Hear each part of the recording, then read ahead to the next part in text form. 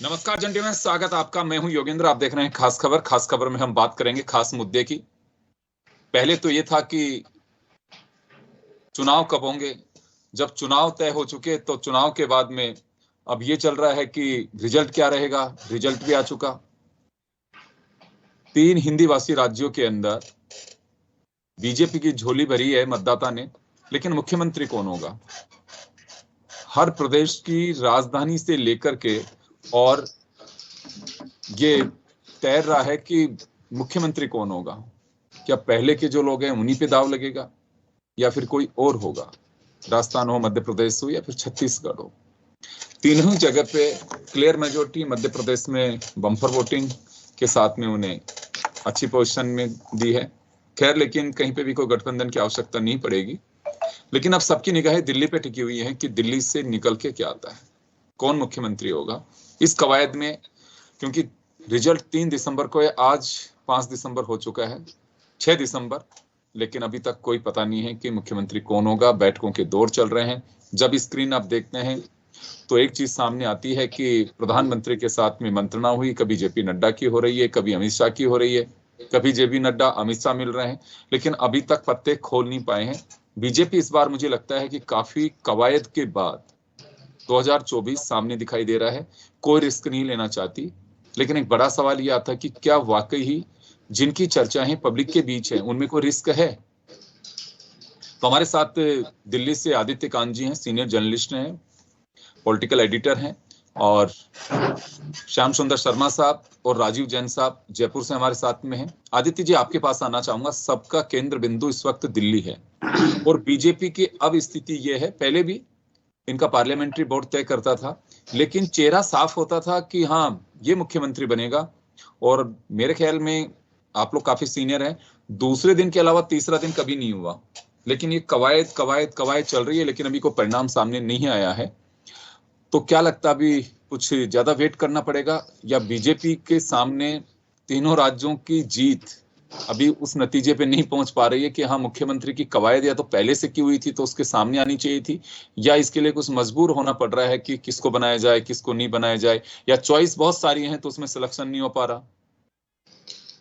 देखिए Yogendra ji, I think ये जो फैक्टर्स तो हैं ही, और ऑब्वियसली इसमें जो सबसे बड़ा मुद्दा है वो 2024 के लोकसभा इलेक्शंस को लेके है। तो जितने भी नाम हैं मुझे लगता है प्रॉज एंड कॉन्स तो उनके देखे ही जा रहे हैं। लेकिन हमें ये भी नहीं भूलना चाहिए कि बीजेपी का जहाँ तक रहा है, जो आला कमान है वो सरप्राइज थ्रो करने में काफी उन्होंने सरप्राइज थ्रो किए हैं पिछले चीफ मिनिस्टर डिसाइड करने में।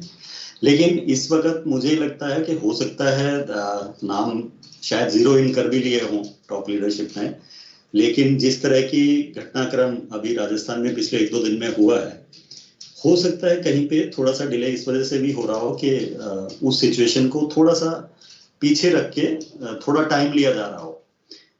अदरवाइज इसमें बिल्कुल भी कोई डाउट नहीं है कि लोकसभा इलेक्शंस टॉप प्रायोरिटी है, और जितने भी नाम चल रहे हैं उनके प्लसेस भी हैं, उनके माइनसेस भी हैं, और नए चेहरों के बारे में भी बात हो ही रही है। तो अभी ऐसा इंडिकेशंस भी आ रही हैं कि हो सकता है 2 या 3 चेहरों पे जीरो इन कर लिया गया हो। और ये भी स्पेकुलेशन चल रही थी कि डिप्टी सीएम्स के बारे में भी एक कवायद हो सकती है, ताकि मैक्सिमम जो वोट बैंक है, कास्ट जो है, वो अफेक्टेड ना हो, नेगेटिव इम्पैक्ट ना जाए, और ये मैसेज चला जाए कि सिर्फ चीफ मिनिस्टर ही नहीं, उनके 2-3 डिप्टी भी होंगे, ताकि बाकी कास्ट वाले भी कहीं ना कहीं पे आप उनको एक तरह से सेटिस्फाई कर सकें। तो मुझे लगता है कवायद ये सारी वो बैलेंसिंग एक्ट की हो रही है। वरना तो जहां तक बीजेपी का ख्याल है, सवाल है, बीजेपी और कांग्रेस में यही फर्क है कि बीजेपी में जो भी टॉप लीडरशिप एक बार जिस नतीजे पर पहुंचती है, तो उसमें डाइसेंट या किसी भी तरह का अपोज करने का ज्यादा स्कोप रहता नहीं है। तो मुझे लगता है आने वाले कुछ टाइम बाद मेडिकल तो शायद स्थिति बिल्कुल क्लियर हो जाएगी। जी राजीव जी, क्या लग रहा है अभी आपको? थोड़ा वेट करना पड़ेगा अभी, क्योंकि जब हम डिबेट कर रहे हैं उसी दरमियान प्रधानमंत्री के निवास पर एक बैठक भी चल रही है। बैठक मुझे लगता है कि सबसे प्रायोरिटी आई थिंक इस समय ऑर्गेनाइजेशन की, और दिल्ली में बैठे जो नेता हैं शायद सीएम पद को लेकर के ज्यादा इंपॉर्टेंट होगा अब उनका। देखिए, निश्चित तौर पर योगेंद्र जी, भी आदित्य जी भी कह रहे थे कि सरप्राइजिंग जो आएगी चीज सामने, तो बीजेपी का जो वर्तमान जो नेतृत्व है इतना ताकतवर और इतना मजबूत है कि वो जो फैसला कर देगा वो हर एक को मान्य होगा। तो राजस्थान के संदर्भ में यदि हम बात करें, वैसे मैं तीनों प्रदेशों की मेरी जानकारी के हिसाब से मैं ये बता सकता हूँ कि कहीं ना कहीं नए नए चेहरों को लेके कवायद चल रही है जी। कहीं इस तरीके का नया चेहरा लाना चाहते हैं, और वो 2024 का लोकसभा चुनाव ही नहीं, वो 2028 का विधानसभा चुनाव को भी शायद भाजपा का नेतृत्व देख रहा है, क्योंकि उसके सामने एक ये समस्या भी है कि राजस्थान में अब तक जो चेहरे रहे, चाहे कांग्रेस के हो चाहे बीजेपी के हो, अशोक गहलोत और वसुंधरा राजे रहे, ये अपनी सरकारों को रिपीट नहीं कर पाए। तो जो दोनों ही के साथ ये है, ये माइनस पॉइंट भी है कि वो रिपीट नहीं करवा पाए, और प्लस पॉइंट तो ये है कि उनको अनुभव है। अब भाजपा का जो नेतृत्व, केंद्रीय नेतृत्व, वो उस रिपीट के हिसाब से भी देख रहा है कि इस मिथ को तोड़ा जाए कि वसुंधरा जी बनती है, वो रिपीट नहीं करवा पाए, लेकिन उनके साथ भी कई प्लस पॉइंट है। एक सर्वमान्य चेहरा है, राजस्थान में लोकप्रिय है। अब वो एक अलग बात है कि उनकी केंद्रीय नेतृत्व से टकराव हमेशा रहा। वसुंधरा जी ने अभी पिछले 2-3 दिन उनसे काफी विधायक भी मिले, और ये एक संदेश शायद केंद्रीय नेतृत्व तक गया कि शायद वो अपने एक ताकत दिखाना चाह रही है। लेकिन दूसरे दिन ही एक उन्होंने बदलाव कर दिया, वो विधायकों से नहीं मिली, फिर उसके बाद मतलब जो मिले हैं बस उस औपचारिक तौर पर ही मिले, ना कोई की तरफ से जारी हुआ कि इतने विधायक मिले। पहले तो आपको सबको मालूम है, बताया जाता था कि 67 विधायक मिल लिए, इतने हो गए, वो संख्या के आधार पे। लेकिन उसके बाद परिवर्तन आपने देखा, उनके जो सरकारी निवास है पूर्व मुख्यमंत्री जी का, तो उसके बाहर भी पूरी जीत का श्रेय नरेंद्र मोदी के देते हुए पोस्टर और वो बैनर्स लग गए, बड़े बड़े होर्डिंग मोदी जी के ही लग गए, बाकी वो बैक हो गई। उनके सलाहकारों ने कुछ समझाया होगा कि नहीं ये गलत पड़ रहा है। तो जो नेतृत्व है मौजूदा, वो कई नामों पे विचार कर रहा है और नए चेहरों पे। और आप और हम सब, जैसे आदित्य जी भी कह रहे थे, और मेरा भी ये मानना है कि निश्चित तौर पे एक चौंकाने वाला नाम राजस्थान में की कमान संभालेगा। तो वो एक परिस्थितियां बनती जा रही हैं, क्योंकि जब इतना मंथन कर रहे हैं, प्रधानमंत्री के स्तर पर हो रहा है, राष्ट्रीय अध्यक्ष भी और नेताओं से चर्चा कर रहे हैं, तो वो सब गुणा भाग देखा जा रहा है कि कहाँ क्या होगा। अब 3 राज्यों में एक चर्चा ये भी आई कि साहब एक में कोई महिला भी हो, तो महिला के तौर पे छत्तीसगढ़ पे जो रेणुका सिंह है, उनके नाम पर कहीं ना कहीं सहमति बनती दिख रही है कि वो आदिवासी भी हैं, महिला भी हैं। तो यही फैक्टर, महिलाएं हमारे यहाँ पे भी हैं, महिलाएं राजस्थान में भी हैं, राजस्थान में भी हैं। तो वो निश्चित तौर पर कई पैरामीटर्स को देख रहे होंगे, क्योंकि आज का जो भाजपा का नेतृत्व है वो एक बहुत आगे की सोच भी रखता है कि 10-15 साल और पहले में राज में बहुत अंतर है, बहुत अंतर है। वो आने वाले 10 साल की एक रूपरेखा, 15 साल की रूपरेखा बना के चलता है कि नेतृत्व 10 साल 15 साल तक इस तरीके का नेता करे। तो उस तरीके के चेहरों की भी तलाश चल रही होगी। तो ये सब चीजें हैं। अब मेरी जानकारी है शनिवार या रविवार तक यहाँ विधायक दल की बैठक हो जाएगी। आज रात या कल सवेरे तक पर्यवेक्षकों के नामों का भी फैसला हो जाएगा कि यहाँ पर्यवेक्षक कौन आएंगे। बिल्कुल। श्याम जी, आपके पास आना चाहूंगा। सभी कह रहे हैं कि बीजेपी के विधायक जो बने हैं, नए सांसद से विधायक बने, उनका भी बयान है, राजीव जी भी कह रहे हैं, हम सबको भी लगता है, चर्चा भी है कि मोदी जी का डिसीजन जो होगा वो चौंकाने वाला होगा। लेकिन अभी ये चौंकाने वाली बात नहीं है कि 3 दिन हो गए, रिजल्ट आए हुए अभी तक किसी परिणाम पे नहीं पहुंचे। देखिए योगेंद्र जी, बहुत ज्यादा दिन तो नहीं हुए, क्योंकि राज्य हमारा राजस्थान ही नहीं है जिसका फैसला होना है। मध्य प्रदेश तो छत्तीसगढ़ भी मिल गया, जो मिलने वाला नहीं था वो भी मिल गया। तो ऐसी स्थिति में देखिए तीनों राज्यों का गठन एक साथ होगा। और जिस तरह के आज जो सांसद है उन्होंने इस्तीफे दिए, अभी बाकी है कुछ सांसद, क्योंकि 7 दिन में इस्तीफा देना पड़ता है कि या तो कौन सी हाउस में रहना है, हमको निर्णय करना होता है। तो आप देखिए प्रधानमंत्री जी ने आज हंस के वो करके बात भी की है, और प्रधानमंत्री जी हमारे प्रभारी के रूप में अगर हमको मिले थे तो निश्चित रूप से यहाँ का चॉइस भी प्रधानमंत्री का चॉइस होगा। और ये बात भी गोगा मेडी की घटना के बाद चिंता का विषय हमारे राज्य के लिए बन गया है, क्योंकि जिस जाति में और जो जो चीज पहले भी हुई थी उसका चिंता तो है सबको, लेकिन ये दोषारोपण हम बीजेपी को नहीं मिले। इसलिए पूर्व मुख्यमंत्री जी को कहा गया है, जो भी मौजूदा मुख्य, कि आप कार्रवाई कीजिए क्या, और कार्रवाई हो भी रही है। लेकिन जिस प्रकार की घटना हुई है उसके बाद निश्चित रूप से चौंकाने वाले आएगा। अभी कहा कि किसी भी सांसद को देखिए, जो बाहर के व्यक्ति, आप ये कहा जा रहा था कि विधायकों में से ही बनाया जाएगा, तो एक बड़ा, अब वसुंधरा जी ने शक्ति परीक्षण कर दिया। जब उनको पता पड़ा कि शक्ति परीक्षण हो रहा, वहां से विधायकों को आ गया, भाई अपने अपने क्षेत्र में जाओ, आप जयपुर कर क्या रहे हो। तो देखिए विधायक चले गए, और देखिए अभी कालीचंद शराब करे 70 विधायक मिल लिए, आपने दावा सुना ही होगा। अगर वसुंधरा जी को ये सब पसंद है तो ऊपर वालों को पसंद नहीं है। अगर वो चेहरा घोषित करके चुनाव लड़ते ना, फिर तो 150 आ ही जगह होती।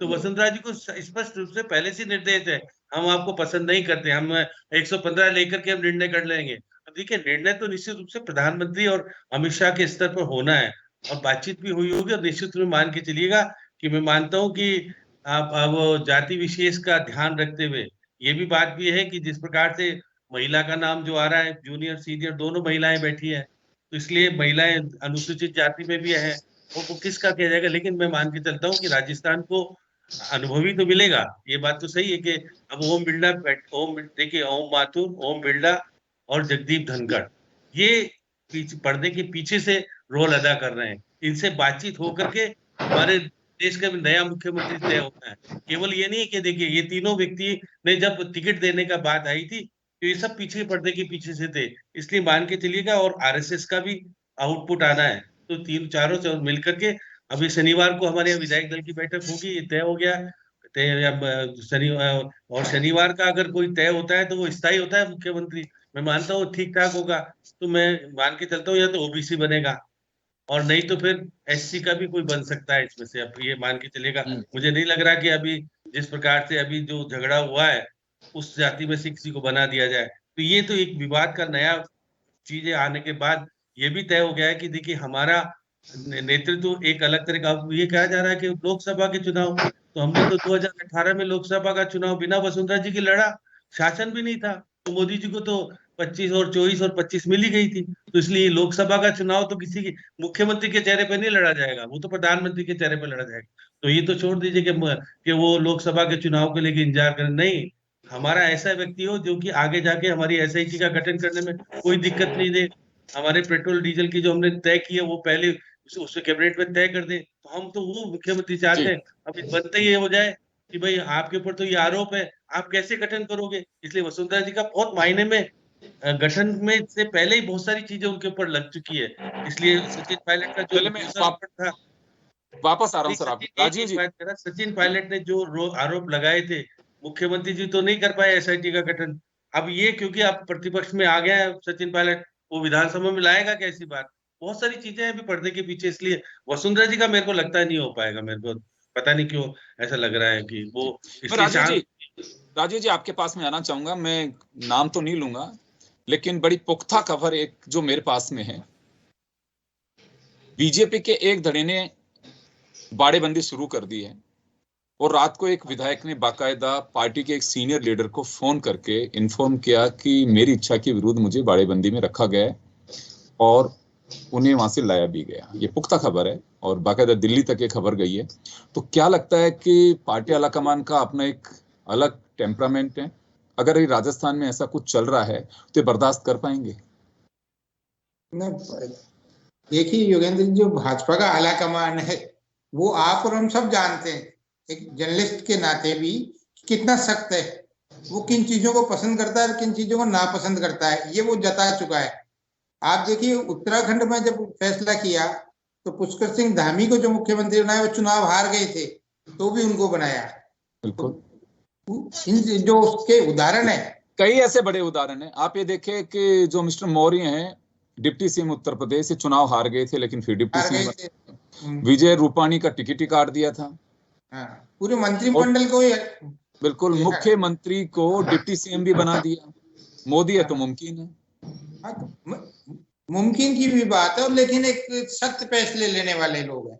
आप देखिए चुनावों में भी उन्होंने कितना प्रयोग, मतलब मौजूदा जो भाजपा है उसको बड़ा प्रयोग धर्मी पार्टी भी हम कह सकते हैं। वो अलग अलग तरीके के प्रयोग करती है। टिकटों में देख लीजिए, सांसदों को, केंद्रीय मंत्रियों को उतार दिया। वो इस चीज की परवाह नहीं करते कि चुनाव हारेंगे या जीतेंगे। उनका एक प्रयोग होता है कि सफल हो गया, तो अभी तक तो सफल होता ही जा रहा है।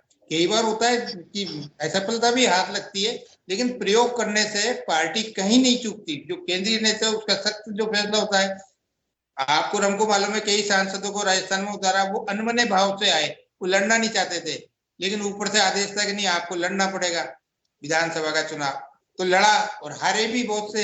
एक गांव में एक बात कही जाती है कि जब ऊपर से इस तरह का अनुशासन समझिए, डर समझिए, तो बंदा चू भी नहीं करता है, वो स्थिति मान ले। और अभी के चुनाव में तो स्थिति है कि सारा चुनाव ही प्रधानमंत्री के चेहरे पे लड़ा।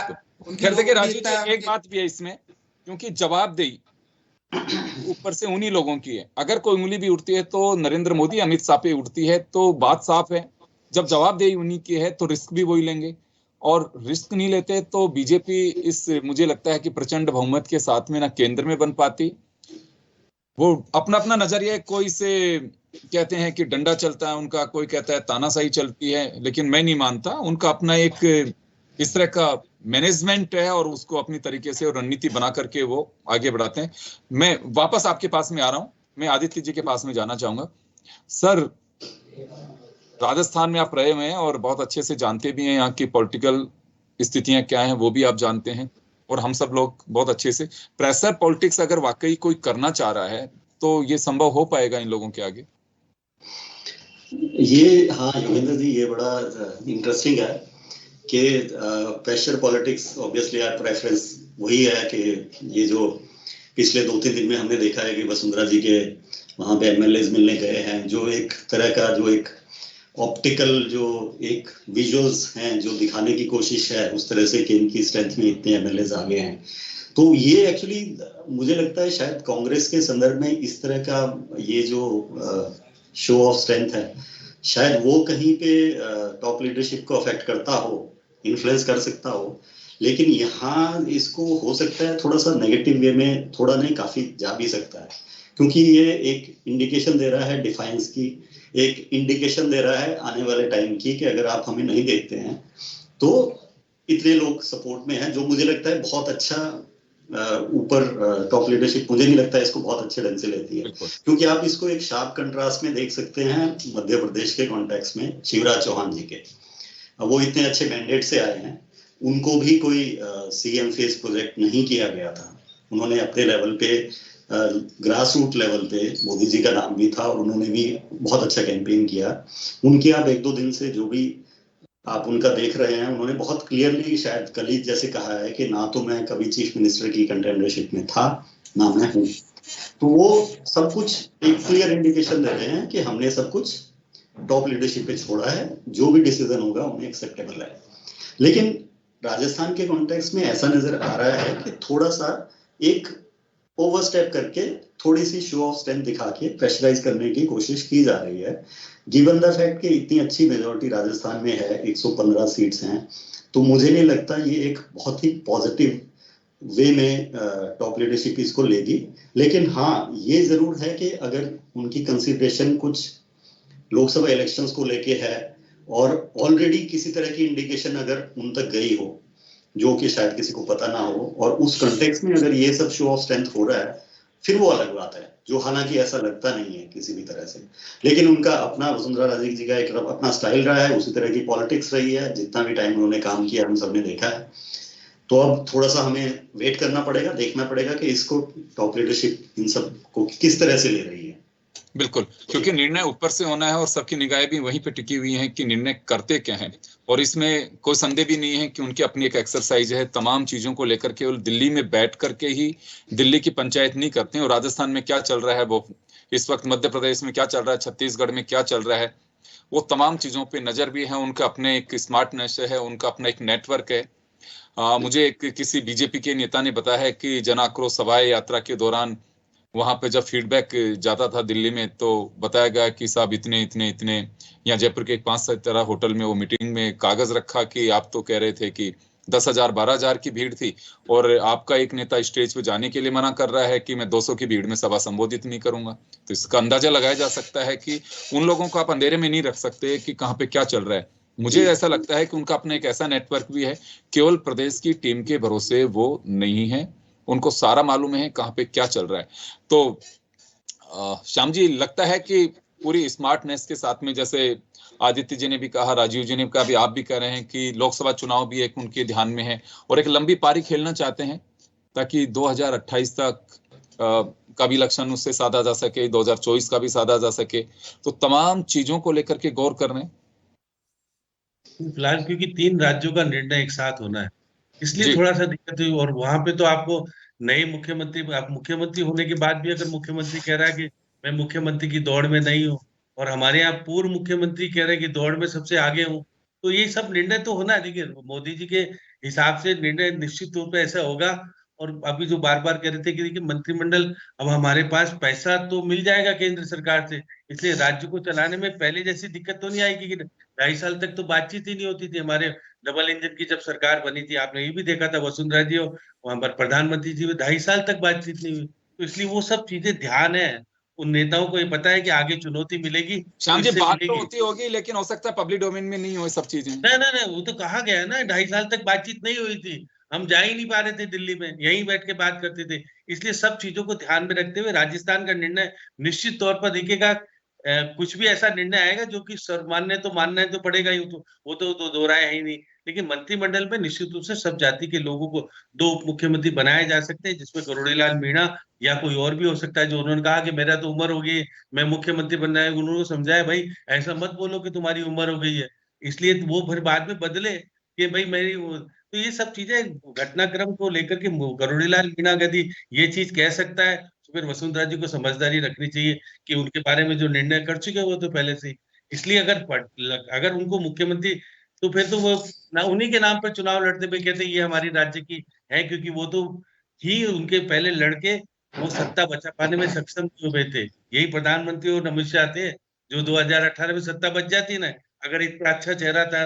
और जो चीजें सामने हैं डोमेन में, बहुत सारी चीजें जांच नहीं हुई, तो जांच होती तो आपको पता है क्या होता। बहन भाई का रिश्ता अभी भी कायम है, और बहन भाई ने जी जितनी सीटें जीती हैं वो फैसला भी सबको पता है। इसलिए बहन भाई को तो आमने सामने जरूर रखा जाएगा, उनका बंगला जब बदला जाएगा तो बहन के सामने बंगला दे दिया जाएगा, बहन भाई रहो सामने। तो लेकिन मुख्यमंत्री रक्षाबंधन पे सुविधा है। नहीं, 8 नंबर का बंगला ही मुख्यमंत्री का बंगला बनेगा, 13 नंबर नहीं बनेगा इस बार। ये इसलिए परिवर्तन का दौर है, मान के चलिएगा। और हमारे को ये राजस्थान को अच्छी शासन देना है तो नया मुख्यमंत्री दिया जाना चाहिए। पुराने लोगों को देंगे तो फिर पुरानी बातें और सारी चीजें हो जाएगी, फिर एरोगेंटी और फिर जो होता है शासन में जो दाग लग जाते हैं वो धुल नहीं पाते। इसलिए निश्चित रूप से नया मुख्यमंत्री तो नया विजन के साथ आएगा। बार बार ये कह रहा है कि भाई पुराने मुख्यमंत्री, अरे नए को तुम अनुभव ही नहीं दोगे तो आएगा कैसे? प्रधानमंत्री जी पहली बार बने, अब देखिए वो 3 बार है, तो इसलिए नया प्रधानमंत्री मिला तो कुछ हुआ ना। इसलिए राजस्थान का नया मुख्यमंत्री बनेगा तो राजस्थान का भाग्य और आधुनिकता के जो वादे मोदी जी ने किए हैं वो पूरे होंगे और पैसा भी मिलेगा। बिल्कुल, इसमें कोई डाउट नहीं है, क्योंकि बीजेपी ने जिस तरह का, मैं राजस्थान को देख पा रहा हूँ या छत्तीसगढ़, क्योंकि मध्य प्रदेश में खुद की गवर्नमेंट थी, यहाँ जन भावनाओं को और अपेक्षाओं की जागृति भी काफी हो गई है। वो चाहे महिला उत्पीड़न का मामला हो, लॉ एंड ऑर्डर का मामला हो, पेपर लीक वाला मामला हो, एम्प्लॉयमेंट का मामला हो, तमाम चीजों पे एक जवाबदेही भी है। और प्रधानमंत्री के स्तर पे लगातार अगर बातें कही जा रही हैं तो निश्चित रूप से उस जवाबदेही के प्रति भी जो कमिटमेंट है, उसके प्रति जो इनकी जवाबदेही बनेगी, उसको लेकर के भी काफी सीरियस हैं कि हाँ, आगे जवाब जनता के बीच में देना। राजीव जी, समय कम है, मैं एक सवाल आपसे जरूर लेना चाहूंगा। राजस्थान में जिस तरह की घटना हुई है, इसको लेकर के लगता है कि अभी पार्टी पे एक प्रेशर भी है, क्योंकि आप ये नहीं कह सकते कि अभी सरकार नहीं है, क्योंकि पब्लिक ने आपको मेजोरिटी दी है। ये आपकी टेंशन है कि आप सरकार फॉर्म नहीं कर पा रहे हैं राजस्थान में। आप लंबे समय तक मुझे लगता है कि पूर्ववर्ती सरकार को आप कटघरे में खड़ा नहीं कर सकते। लेकिन घटना तो बड़ी दुर्भाग्यपूर्ण है, और ये चुनाव नतीजे आने के तत्काल बाद इस तरीके की घटना हुई है, और एक वर्ग विशेष का आक्रोश भी सामने आ रहा है। और वो वर्ग विशेष अमूमन जो एक सामान्य तौर पे ये माना जाता है कि वो भाजपा का समर्थक वर्ग है, तो उसकी उम्मीद भी भाजपा से ज्यादा होगी। और भाजपा के कुछ नेताओं के हमने एक्शन भी देखे, इसको लेकर उन्होंने डीजी को, जो प्रशासन को कहीं ना कहीं सचेत करने का भी काम किया कि इस तरीके की घटना, इस पर तुरंत कार्रवाई की जाए। पुलिस का जो इस घटना में पहला वर्जन जो आया था, जो संदिग्ध लोग हैं जिन्होंने ये हमला किया या जिस वारदात की, उनके साथ एक व्यक्ति और आया था, उसकी भी जो मौत हुई, उसका नाम लेके कहीं ना कहीं पुलिस ने एक पहला वर्जन दिया था। तो मेरे को मालूम है कि उस मामले में गजेंद्र सिंह शेखावत ने जो केंद्रीय मंत्री हैं, उन्होंने तुरंत रिएक्शन दिया था कि पुलिस इसको भटकाए नहीं, वो उसको मतलब जाति का उल्लेख करते हुए उनका साथी बता के कहीं ये आपसी रंजिश की चीजें भी साबित करना। पुलिस का एक अपना तरीका होता है, वो जो जिस ढंग से अपना इन्वेस्टिगेशन या एक लोगों के आक्रोश को शांत करने के लिए कुछ चीजें फेंकती है, तो वो उस तरीके की चीज फेंकी, तो उसमें तुरंत केंद्रीय मंत्री गजेंद्र सिंह का एक वो बयान आ गया, उन्होंने नहीं, मैं लेकिन क्योंकि ये मामला देखिए, जब हम चर्चा कर रहे हैं, बुधवार शाम 6:30 बज रहे हैं, लेकिन अभी तक कोई सॉल्यूशन निकल नहीं पाया है, क्योंकि कार्यवाहक के मुख्यमंत्री गवर्नर समीक्षा कर रहे हैं। लेकिन ऐसे में जरूरी हो जाता है, तो आपको लगता है कि अगर ये मामला थोड़ा लंबा चलता है तो एक अलग तरह का प्रेशर होगा, जल्दी निर्णय करना पड़े? देखिए कि मतलब लंबा तो मेरे हिसाब से नहीं चलेगा, इसका कोई फैसला है। जो संघर्ष समिति जो आंदोलन कर रही है, उसने अपनी मांगे रख दी है सामने, और वो मांगे तो यही है कि अपराधी को पकड़ा जाए। अब ये पुलिस का काम है, और बाकी चीजें उनकी न्याय मिले। अब न्याय प्रणाली तो आप और हम सब जानते हैं, अदालत में ही फैसला होगा इन चीजों का। और कल्पित से हैं, जो आरोपी हैं, उनको कैसे पकड़ा जाए, ये सब चीजें। लेकिन वो एक नई सरकार बनने वाली है, तो मेरा ये मानना है कि पुलिस पर भी भारी दबाव होगा कि वो इनके मुलजिमानों को पकड़े, और जो कानूनी प्रक्रिया है, जो विधिक संबद्ध कार्रवाई होती है, वो बिल्कुल अमल में आएगी। चलिए, मैं माफी चाहूंगा, समय का अभाव है, तो हमारे साथ राजीव जी, आदित्य कांत जी और श्याम जी जुड़े और बड़ी तरीके से अपनी बात, कहाँ क्या चल रहा है, लेकिन सब संभावनाओं पे टिका हुआ है अभी तक। और जैसे ही कुछ वहां से निकल करके आता है, बैठकों के दौर दिल्ली में भी जारी हैं, मेल मिलाप का दौर जयपुर में भी चल रहा है, भोपाल में भी चल रहा है और रायपुर में भी चल रहा है, लेकिन पत्ते ऊपर से ही खुलने हैं। जब तक दिल्ली से कुछ सामने नहीं आएगा, तब तक कहना बहुत मुश्किल होगा कि कौन होगा, क्योंकि बात लीडरशिप की है। बीजेपी की जो मजबूत लीडरशिप है, वो वहीं से सारा दखल होगा, क्योंकि दूसरा दखल हो नहीं सकता। इसलिए सभी की निगाह दिल्ली पे टिकी हुई है, वहां से सामने क्या आता है। बहुत बहुत शुक्रिया आप सभी का। खास खबर में इतना ही, दीजिए इजाजत, नमस्कार।